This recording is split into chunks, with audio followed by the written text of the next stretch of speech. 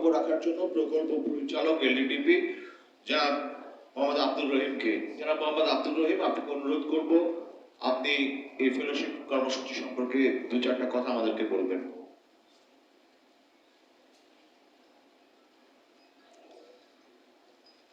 আসসালামু আলাইকুম। আজকের অনুষ্ঠানের সম্মানিত সভাপতি ডাক্তার মোহাম্মদ রিয়াজুল হক, মহাপরিচালক প্রাণী সম্পদ অধিদপ্তর, মান্যবর প্রধান অতিথি জনাব মোহাম্মদ আব্দুর রহমান এমপি, মাননীয় মন্ত্রী মৎস্য প্রাণী সম্পদ মন্ত্রণালয়, মঞ্চে উপবিষ্ট সর্বজন শ্রদ্ধেয় সাংবাদিক জনাব মঞ্জুরুল হাসান বুলবুল, সৈয়দ বরহান কবির, প্রণব সাহা, উপস্থিত ফেলো সাংবাদিকবৃন্দ, কর্মকর্তাবৃন্দ, সুধীমণ্ডলী, সকলকে আমি আন্তরিক ধন্যবাদ ও কৃতজ্ঞতা জানাচ্ছি।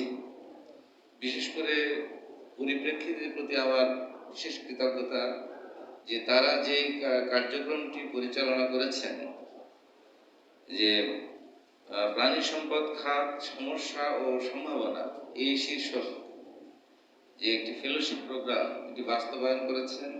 দীর্ঘ 3 মাস ব্যাপী তারা বিভিন্ন ফিল্ড ট্রিপের ভিতরে বিভিন্ন রকমের ওয়ার্কশপের মাধ্যমে তারা এই কার্যক্রমগুলো বাস্তবায়ন করেছেন।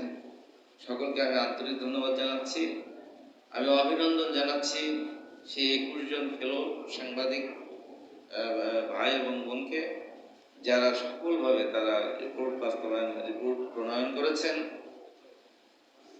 আমি এতক্ষণ যে কথা শুনছিলাম খুব ভালো লাগছিল। আসলে live stock and dairy development project live stock sector ডেভেলপমেন্টের ক্ষেত্রে কি রোল প্লে করে এই পর্যন্ত, তার মধ্যে আমাদের যে মূল অবজেক্টিভসগুলো রয়েছে তার মধ্যে একটা হচ্ছে প্রোডাক্টিভিটি এনহান্সমেন্ট, উৎপাদনশীলতা বাড়ানো।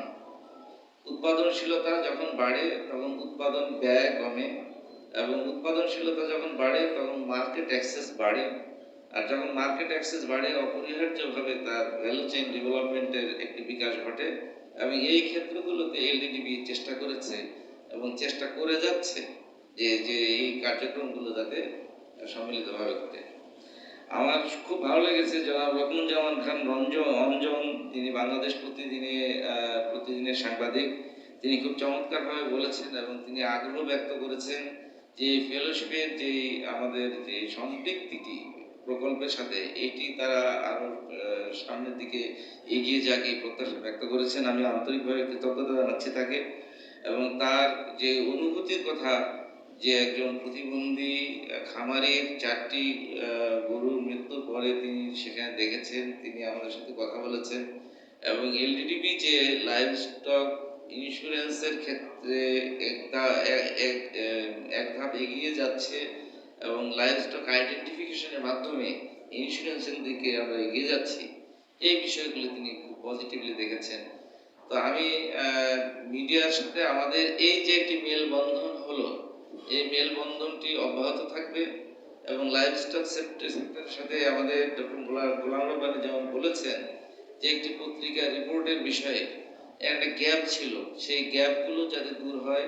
আমাদের কনস্ট্রাকটিভ ক্রিটিসিজম, আবার যেটাকে আমরা বলি যে আপনি ক্রিটিক্যালি কোনো কিছুকে দেখা, এই দেখাকে আমরা সাধুবাদ জানাই, স্বাগত জানাই।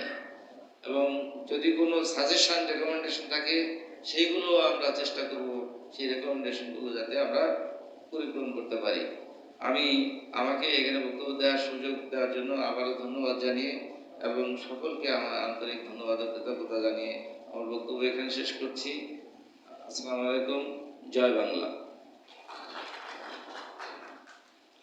ধন্যবাদ জনাব মোহাম্মদ আব্দুর রহিম। আমাদের